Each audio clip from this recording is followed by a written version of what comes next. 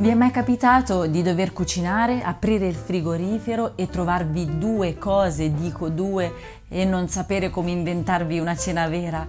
O di avere un problema in ufficio, a scuola, in famiglia e non sapere da dove cominciare per risolverlo? Diciamoci la verità, la vita è una continua ricerca di soluzioni a problemi grandi e piccoli. Problemi che spesso non riusciamo a superare semplicemente perché non riusciamo a vedere le cose da un punto di vista diverso, oppure a rimescolare gli ingredienti che abbiamo a disposizione, anche se pochi, in maniera originale. A volte basterebbe solo un po' più di fantasia. Sono Maddalena Vantaggi, sono una designer e una formatrice e sono qui per proporvi il primo corso di fantasiologia.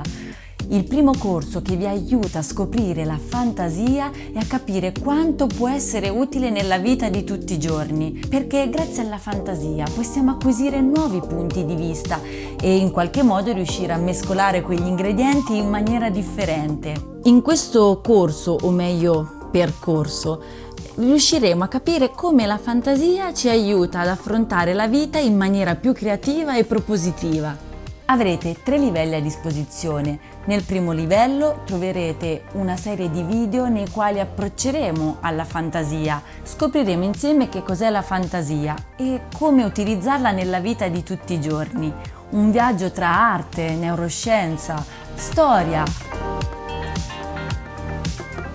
Nel livello 2, oltre ai contenuti del livello 1, avrete a disposizione una serie di PDF da scaricare e un video che ve li introduce per poter letteralmente esercitare la vostra fantasia ed allenarla, per poterla in qualche modo sviluppare attraverso degli esercizi pratici, dei giochi e delle esperienze.